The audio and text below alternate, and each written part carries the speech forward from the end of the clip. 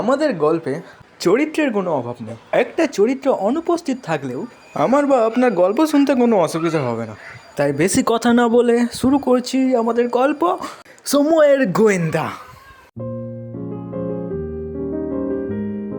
গল্পটির বর্তমান সময় 2035, কিন্তু এর সূচনা হয় ঠিক 2025-এ এক ভর্তি ক্লাসরুমে, যেটি ছিল সিদির মোড়ের নরেন্দ্রনাথ বিদ্যামন্দির নামক এক স্কুলে। ক্লাসের ফার্স্ট বেঞ্চে বসে আছে কবির, ক্লাসের ফার্স্ট বয় বলতে গেলে। এত ধাক্কাধাক্কি, হুড়োহুড়ি, এত ভিড় ক্লাসরুমে যে কবির তার মধ্যে বসতেও পারছে না।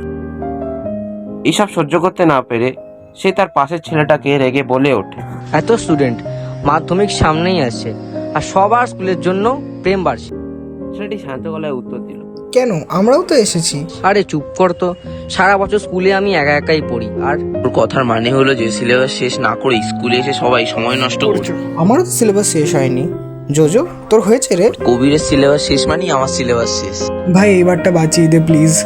আমি এই দিব্যিকেটা বলেছি, পাশ হলে বিরিয়ানি আমার তরফ থেকে। এই চুপ কর তো অর্জুন, ও নাকি খাওয়াবে বিরিয়ানি, আরে একটা লজেন্স পর্যন্ত খাওয়ায়নি।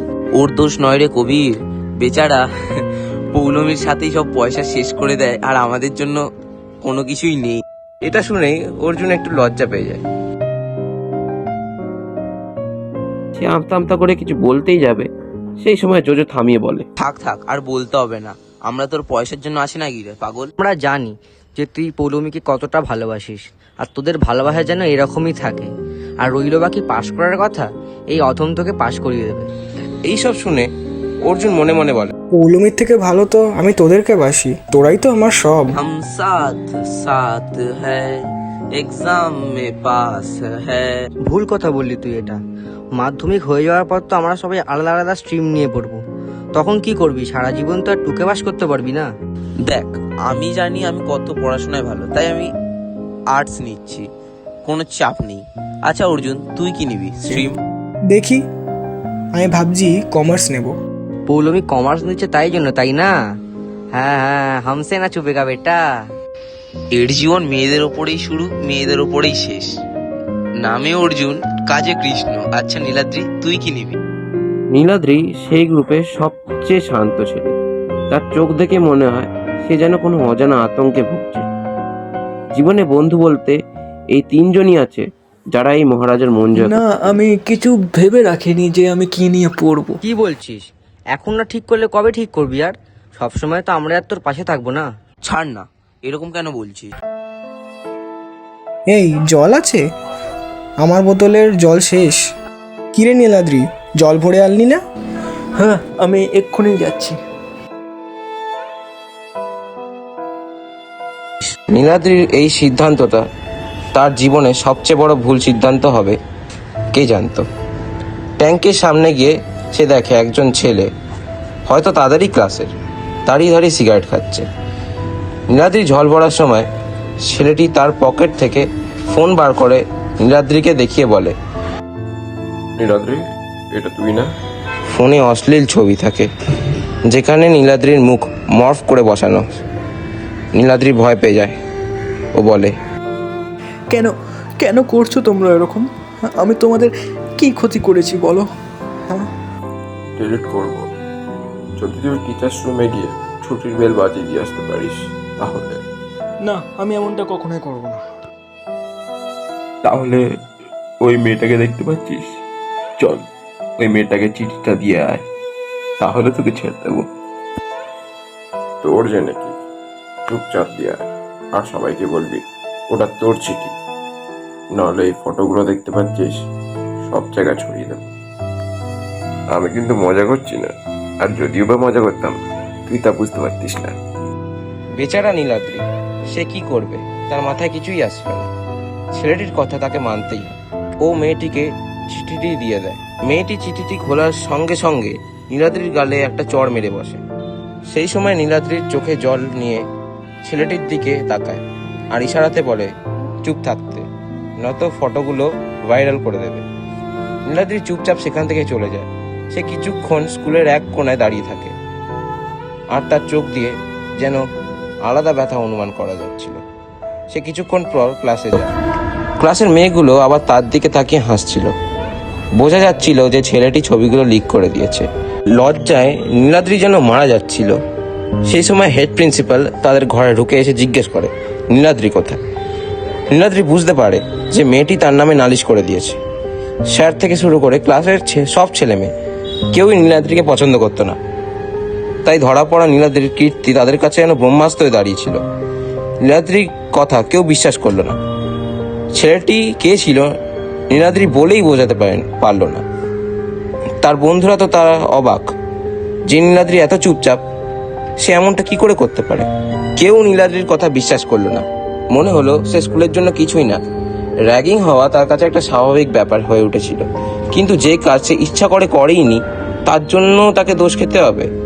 সেই দোষটাও তার ঘাড়ে চাপিয়ে দেওয়া হচ্ছে। কিছুক্ষণ পর নীলাদ্রির বাবা স্কুলে এলেন। ততক্ষণে নীলাদ্রি এক ধারে বসে বসে কাঁদছে, চুপচাপ। তার বাবা দেখলেন নীলাদ্রির চোখের কোণটা নীল হয়ে গেছে। স্যাররাই তাকে মেরেছে। নীলাদ্রির বাবা কিছু বুঝতে পারছে না, এটা সত্যিই কি নীলাদ্রি করেছে। তিনি প্রিন্সিপালকে জিজ্ঞাসা করলেন যে চিঠিটা কে লিখেছে। প্রিন্সিপাল অত্যন্ত অপমানের পর চিঠিখানা নীলাদ্রির বাবার মুখে ছুঁড়ে মারলেন। ততক্ষণে নীলাদ্রির বাবার মুখ ছোট হয়ে এসছে। সে চিঠিতে মেয়েটি সম্বন্ধে অশ্লীল কথাবার্তা লেখা, যা দেখার পর নীলাদ্রির বাবা নিজের চোখকে বিশ্বাস করতে পারল না। অবাক হওয়ার পর নীলাদ্রির বাবা নীলাদ্রিকে জিজ্ঞাসা করলো, নীলাদ্রি কি এটা? বাবা আমি আমি আমি কিছু নীলাদ্রি, আর নয়, আর আমার সম্মান নষ্ট করিস না। আজ থেকে তুই আমার ছেলে নোস। আর ছেলে এতটা নিচু মানসিকতার হয় আমি জানতাম না। নীলাদ্রির যেন দুনিয়া পাল্টে গেল। নিজের কানের ওপর বিশ্বাস করতে পারল না সে। তার নিজের বাবা তাকেই ভুল বুঝলো। সে চিৎকার করে বলল, আমি কিছু করিনি। নীলাদ্রি এক দৌড়ে স্কুলের ছাদে উঠে যায়। ছাদ থেকে ঝাঁপ মারার আগে নীলাদ্রি দুবারের জন্যও ভাবল না। এতটাই অটুট ছিল সে। শুধু নিচে পড়ার আগে বলে, বাবা আমি এ কাজ করিনি।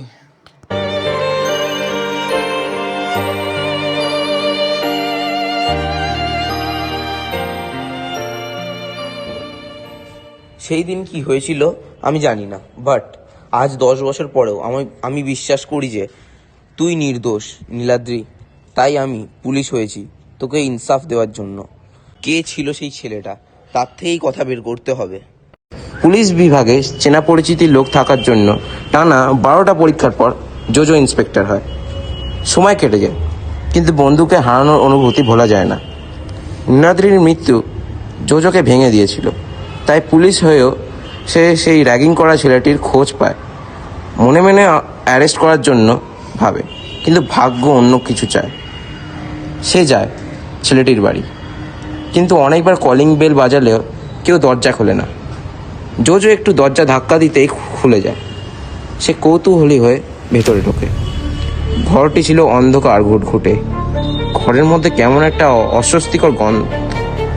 পরিবেশটাও কিরকম, পুরো বিদঘুটে। অন্ধকারে জোজো একটা ঘরে পৌঁছায়। সেই গন্ধ যেন সীমা অতিক্রম করলো। জোজো কোনোভাবে নিজেকে সামলালো ও অন্ধকারে হাতড়াতে সে স্থির হয়ে বর্তম পেতেই অন করলো। কিন্তু ঘরের দৃশ্য ছিল অস্বাভাবিক।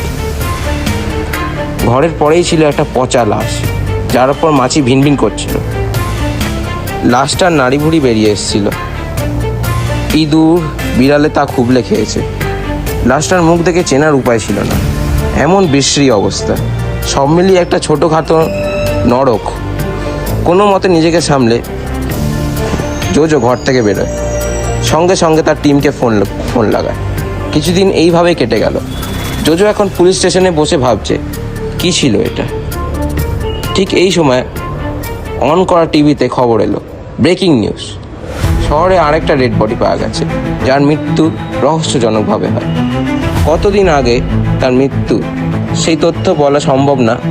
বাড়ি থেকে দুর্গন্ধ বেরোনোই প্রতিবেশী বাড়ি খুলে দেখে এমন অবস্থা থেকে চমকে ওঠে তারা। জোজোর মুখ আতঙ্কে ভরে ওঠে। সে ভাবে কি হচ্ছে শহরে।